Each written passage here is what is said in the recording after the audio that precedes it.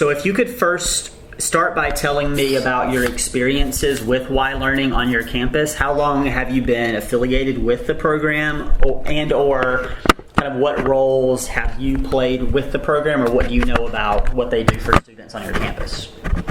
Okay, we've had it, I think, 5 or 6 years. Okay. Came in with a principal before the one we have currently. He is big with the Y, wanted to bring it here. And I started off as a tutor. Okay. And I did the tutoring aspect of it for 2 years, and now I am, I don't know what you call me, program coordinator. I do all the curriculum and the lesson plans for all 3 grades, okay. Math and reading, and then I work with staff and work with the Y and kind of liaison between the staff and the Y as well. And what in your classroom teaching, what is your role on your campus? I'm 5th grade. 5th grade. Okay. Science social studies. Okay. And in addition to the work that you do directly with the YMCA, do you have any kids in your classroom currently or in the recent past who went to Y Learning? Yes. Okay. So when you talk to people who are not familiar with the Y Learning program, for example, parents of kids who might be joining the program or other community members, what do you tell them about the program? How do you describe it? I describe it as a tutoring program for students on Benchmark, and we only do grades 3 through 5 right now. Mm-hmm. And by Benchmark, I mean they're teetering on that 2-3 academic level. Mm-hmm. Wake County uses 1, 2, 3, 4 scale instead of the ABC, mm-hmm. So it would be like a CD scale and a regular. And they're at risk of being below benchmark. And so this is a supplemental program to help them with concepts going on in the classroom. Sometimes the longer assignments will also do in the Y Learning to give them that support they need to finish them. Homework it goes on as well. So it's kind of like just that supplemental boost that we're hoping that will get them up to a level 3 and keep them there. Okay. So I think you've started answering this already, but I'll ask, what are the major goals of Y Learning as you understand them?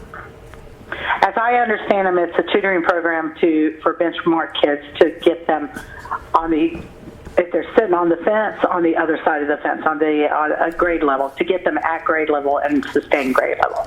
Okay, and what are the biggest benefits or successes of the program on your campus? One thing I love about it is because teachers are the tutors, they get to know different teachers that they may not be associated with, as well as get to know teachers that are their teachers. For example, I did tutor this spring, so I got to know some of my students better. They got to know me better. It was a good relationship, and we built that way. I like to see the fact that they're growing in their academics. The Y here does an iReady program at the beginning of the year and middle of the year and end of the year to see what the growth is. And their friendships that I see them with students they usually don't hang out with. We're all in our groups, a little subsets during school. But here they're kind of forced with a few people they don't necessarily talk to during school. And so it's nice to see them having to work together. Okay. So on the other side of that, what are some of the challenges or needs for improvement that you've seen with the program? I think recently, like the last year and probably next year as well, is going to be finding staff, school staff. Teachers who are willing to tutor, willing to put in that extra 40 minutes to help the kids. And the way we've done it here, where I'm doing all the lesson plans and they're just presenting the lesson, not just, but they're presenting it, has really helped. But, I'm kind of running through my resources, if that makes sense. So I think finding staff, teaching staff, and then making sure that within the program you're eliminating discipline problems. Mm-hmm. We've had years where the discipline overtook the whole program because we were always just correcting. So making sure that if there is discipline, that there's action to that discipline, and if they need to be removed from the program, that keeps the quality of the program together. Mm-hmm. It's not a distraction. And then making sure that students fit the description of being benchmarked. We've had some kids that were a little too high, so they were bored, and then we've had kids who were too low, and it was just a long day for them. They struggle in school, and this was just adding to it, and it didn't fit what we needed in this program. Should we have a different component of that? Maybe, but this program's designed for those kids on right at benchmark and about ready to jump into benchmark, right to be on grade level. And if they're too low, then they get frustrated even more. So we've been kind of good here at this school, sticking with our criteria, and I've seen great success as far as the way the classes move and how they interact with one another, how it's calmer. You see some real learning going on, and I think that's because we've stuck to that criteria, even though there's children there that certainly need additional help. And then last, convincing the why people, and even some administration, that it's okay to have 20 students versus 40 students because it's quality versus quantity.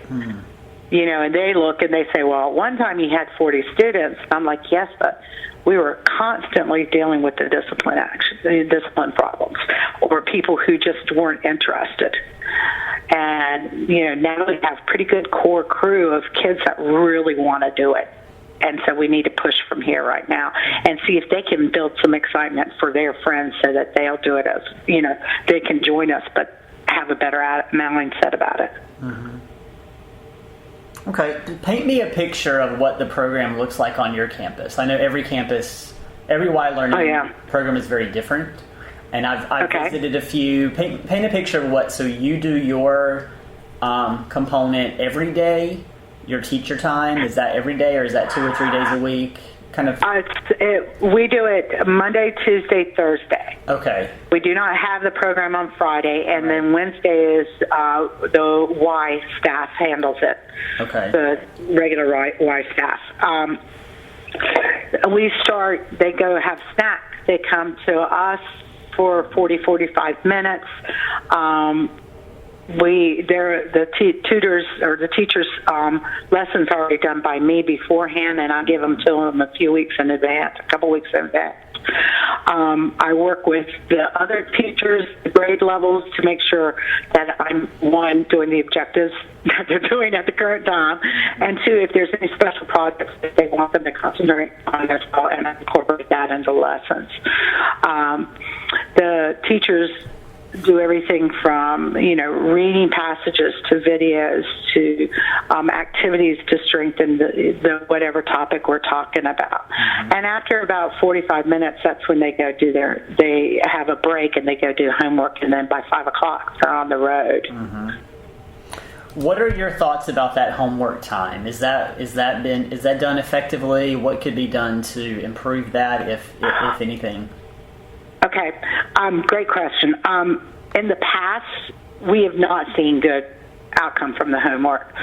This year, the Y themselves hired a great staff, and they have been working with them. I think it's extremely important.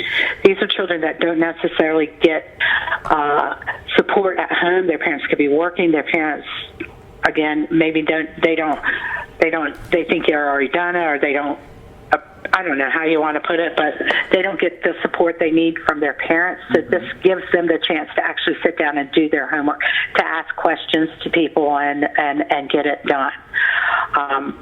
So I love the homework component. We've seen a big change as far as kids turning in the work and being able to ask good questions in class that relates to the work. Okay. So this question sort of doesn't make sense in this case, but I'll ask it anyway. Okay. So because you are designing the lessons, you really are designing them for all the teachers. Anyway, I'll ask the question, and you'll get what I mean when I say it doesn't quite make sense. Sure. So if you had the power and the time to kind of design what you wanted the tutoring component to look like in an ideal situation, what would you do? What would you make it look like? I would like to see it more collaborative than what it is right now. Okay. I'd like to see it more. I'd like to see some type of project-based activities. But then you take away from some other stuff that they seriously need, like, we might be talking about inferences and reading, and you take that time away if you're doing project-based type things. And just, I don't know, I want it to still be fun and still be academic. And that's kind of tricky sometimes, because sometimes it's dull subject for a 10-year-old. Okay, same question, but imagine you're working. Sure. Imagine you're working with a different Y Learning site where they don't have certified campus teachers doing the tutoring, but instead Y staff, Y counselors are doing it. What kind of ideas would you put in place in a site like that? Because there are sites like that. I know there are. Yeah. I would definitely then do more collaborative type lessons where the staff can jump in as well, and not necessarily so deeply academic, but more looking for lessons that can incorporate what we're studying, but also get all of them involved, including the staff. Because I think something that happens is you get these young people, they're great people, but they don't know how to interact with the students properly. They may not understand the strategies we use and things like that. So if you did something that was a little more project-based, they can jump in as well, and making sure you give them a little bit of background as well. But you're going to need someone in there that knows the academic side of it. I mean, it does work well with the teachers, but I can't see, knowing the staff that they've had from the last few years, I just can't even see them trying to do that, unfortunately. Okay. Good people, but just not the experience to keep those kids entertained the way they need to be entertained in the program. Does that make sense? Yeah, absolutely, it does. Okay. I think that's one of the things that I've been talking about with the YMCA, because they have so much variation across different sites, and some places they have a lot of school-based support, and other places they don't. They're trying to figure out how do they manage that. What do they balance? And having that school-based support helps support the program. It's not someone just renting the rooms from us. We're involved as well. We have ownership as well. So, I mean, I think that teachers need to get involved in it to make it successful. So and it doesn't make teachers seem so scary. Sometimes we seem scary. So where do you hope to see the program in the near future on your campus? Let's say 5 years from now. What do you hope the Y Learning program looks like at your school? I hope it continues growing. I think we still have things to learn, but I think that we're on the right track. My concern is, are we losing some of our population? Will our ESL population here has gone down tremendously. That's part of the group that joins our Y program. And will it continue to drop? And that is a fear we have. Will we still have enough students to pool and continue with the program? I think it's a wonderful program for this school, because this school is, for lack of a better word, lacks diversity. And so I just love that we put this emphasis on students that truly need it. Okay. So you've already talked about kind of the benefits of the program, but I want to hear some more specific examples if possible. So without naming any specific names of students, could you describe some examples of the impact of Y Learning on the academic success of students in your 5th grade class? I have 2 fellows that have been doing it since 2nd grade. At one time we did 2nd grade, and then we stopped that and just did 3rd. So they were kind of starting it off, and it was 2nd grade. And what I see both of these children as, number one, the comfort level among the teachers. This one fellow is very quiet. He's very introverted. He has a stutter, and that makes him even more quiet. He has, IEP, learning disability, and is advocating for himself. You know, he goes up to us and he asks the questions he needs. And I think a lot of that has to do with he has a higher comfort level than if he didn't stay after school. And we see him really work on things.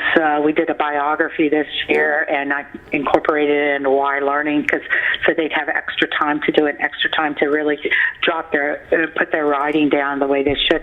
And just seeing him grow from that experience itself, I was proud of me. I was proud of them. It was just incredible. And he has a little buddy that's the same way. The little buddy's much more vocal, but just to see those two boys talk about how they enjoyed it, and we had a conversation at the end of school, and at the end, our last day of our Y, and I said, "What did you like? What didn't you like?" And all the kids were talking about how they liked the fact they had homework, that they got that done. It helped them. They liked the fact that this year seemed more focused than it had in the past, and it helped them with schoolwork. And that's where I'm seeing it's the comfort level that I think that makes them more excited about coming to school.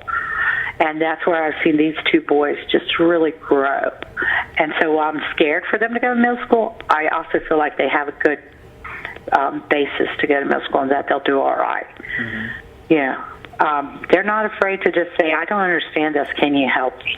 Mm-hmm. And that's important for a 10-year-old to be able to say. Mm-hmm. Absolutely. So tell me about, again, you've already talked about this a little bit, but tell me about the ways that Y Learning is seen as a benefit to your entire school community. In other words, how is it sort of perceived as part of your campus climate?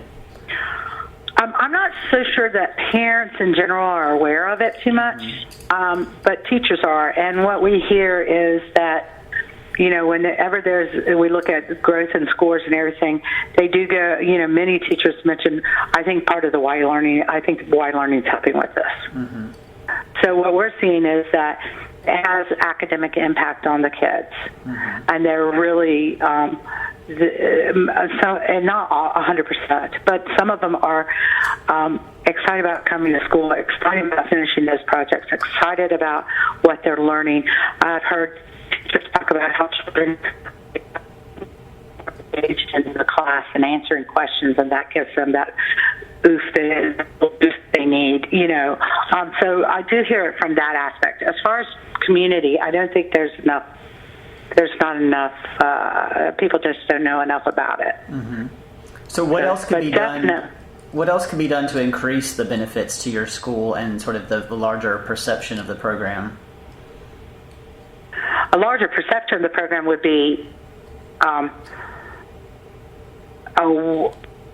our school and the Y kind of working together to educate people about it. Mm-hmm. Whether it's through, you know, someone having, I don't know, even just the newspaper coming over and interviewing and sitting with the kids and talking to them, or the Y doing more publicity on it. Mm-hmm. I think that would help, so that, you know, we might even be able to get parent volunteers in for that, for it as well, if parents knew more about it. As far as our school goes, I feel like 100% of the staff support it. They're just, if you're not involved in it actively, you don't really know what's going on. And that's from our perspective. We need to do more educating that way. Mm-hmm. Okay, this has all been really, really helpful. Is there anything else you want to share about the program that I haven't asked you about? No, I don't think so. You know, email me if you think of a question. I'll be glad to answer it. And if you need any help, this is dear to my heart. I will do anything that I can to help this program. Okay, yeah, that's great to know. And in the fall, I'll be visiting some sites and talking to more people. So hopefully I'll get a chance to see your students and you in action. Okay, that'd be great. All right, well, thank you. Yeah, thank you for your time. Have a good afternoon. Uh-huh. All right. You too. Bye-bye.